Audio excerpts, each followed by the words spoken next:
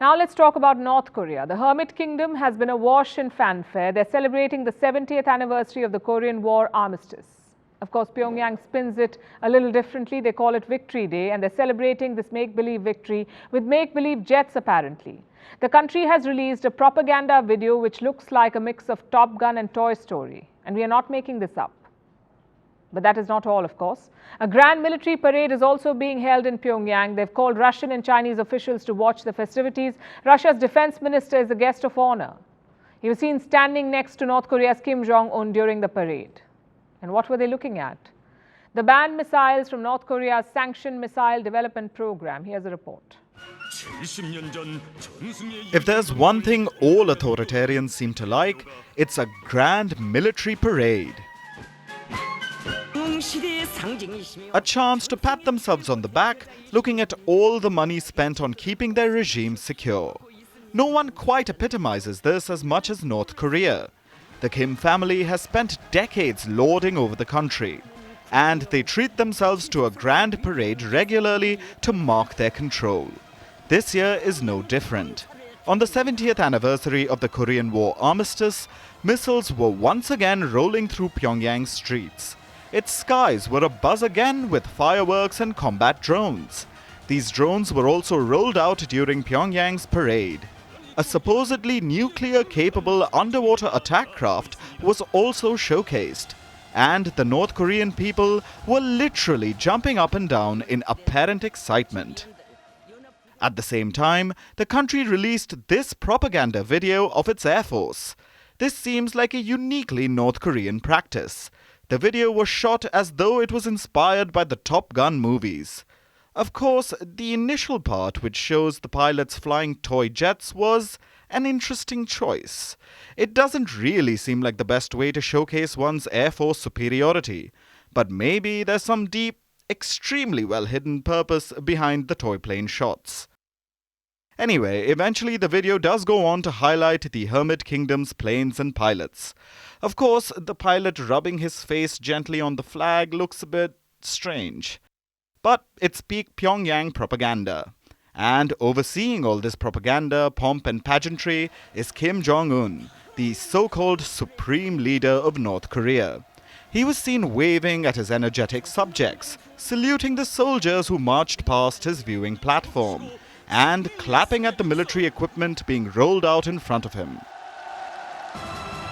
On his right side was Sergei Shoigu, Russia's defense minister, the guest of honor at this parade. He played the part well, clapping and saluting along with Kim and occasionally engaging in what looked like serious discussions. On the North Korean despot's other side was another high-profile guest, Chinese Communist Party Politburo member Lee Hong-jong.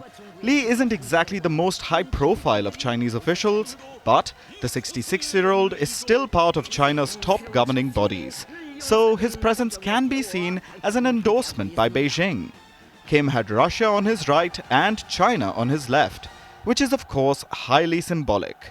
Shoigu and Lee have been in Pyongyang for a few days now, making public appearances with Kim and being shown North Korean weapons up close. Shoigu also met his North Korean counterpart for formal talks. Democratic People's Republic of Korea is an important partner of Russia. We have common borders and a rich history of cooperation. He called Pyongyang an important partner, and Pyongyang seems to have gone out of its way to make their partner welcome. Look at these pictures from meetings between Kim and Shoigu. You see images of Russian President Vladimir Putin watching over them. It seems to be a somewhat over-the-top gesture of hospitality, a tribute to the enduring partnership of the Red Triad. But now it seems China and Russia are openly becoming North Korea's partners in crime as well. We say this because of the weapons that the Russian and Chinese delegations have been viewing for the past few days. There didn't seem to be any rebuke of North Korea's ballistic missiles. We're talking about the intercontinental ballistic missiles like the Hwasong 17 and 18. Missiles which are believed to be capable of striking every inch of American soil. Yes, these missiles being paraded about can allegedly hit parts of the US even 12,500 kilometers away. And even if the range is an exaggeration by North Korea, the missiles are considered nuclear capable. So naturally, they are banned. They've been banned under UN Security Council resolutions, meaning, as members of the Security Council, Russia and China had also declared these missiles illegal. Yet the delegations were happy enough to clap along with Kim as the missiles were being displayed. It seems Moscow and Beijing have forgotten their earlier objections. And why wouldn't they? Over the past year, the world seems to have moved backwards. A war in Europe, the threat of nuclear destruction, battle lines from the Cold War era re-emerging.